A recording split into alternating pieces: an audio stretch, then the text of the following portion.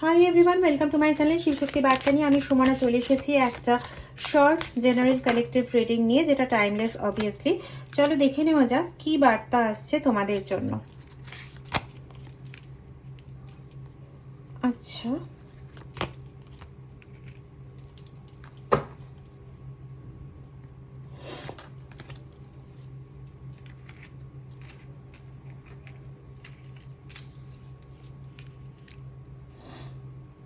দেখো, প্রথম কথা হচ্ছে কোনো রকম গুড নিউজ না পেয়ে তুমি কন্টিনিউ সরে যাচ্ছ, দূরে চলে যাচ্ছ নিজের থেকে, নিজের ভূমির থেকে, মানে নিজের থেকে, নিজেকে গ্রাউন্ডিং থেকে তুমি সরিয়ে নিচ্ছ।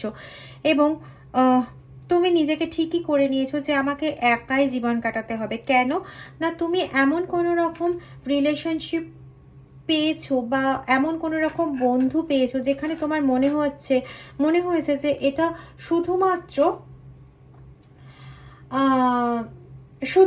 একটা বাউন্ডারি মাত্র, ঠিক আছে, যেখানে কোনো কমিটেড রিলেশনশিপ নেই, যেখানে কোনো রকম ক্লিনজিং নেই, যেখানে তোমার অরা ক্লিনজ হচ্ছে না, যেখানে তুমি মেন্টালি যুক্ত হতে পারছো না কারোর সঙ্গে, এবং সমস্ত ব্যাপারটাই না কোনো অ্যাক্টিভনেস নেই। মানে ওই রিলেশনশিপের মধ্যে যে তোমাকে খুশি রাখার একটা চেষ্টা বা পুরো সম্পর্কটাকে নিয়ে একটা গভীরভাবে ভাবা, এরকম কোনো রকম অ্যাক্টিভিটি নেই। টোটালটাই একটা প্যাসিভ ইয়ের মধ্যে চলছে।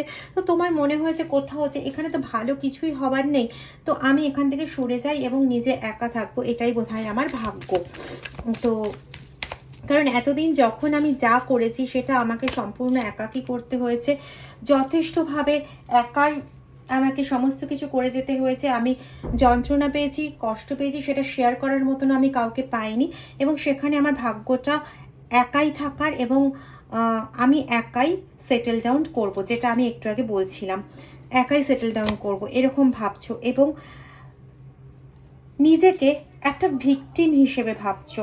তুমি ভীষণ হেল্পলেস ফিল করছো তোমার লাভ লাইফের ক্ষেত্রে, এবং তুমি যেটা চেয়েছিলে সেটাকে তো তুমি চেঞ্জ করে দিতে পারছো না। মানে তুমি সারা জীবন ধরে একটা স্বপ্ন দেখেছো যে আমি এইভাবে আমার জীবনটাকে সাজাবো, এইভাবে আমি গড়ে উঠবো, এইভাবে আমি আমার ভালোবাসার জীবন হবে, বা এইভাবে আমার একটা রিলেশনশিপ থাকবে।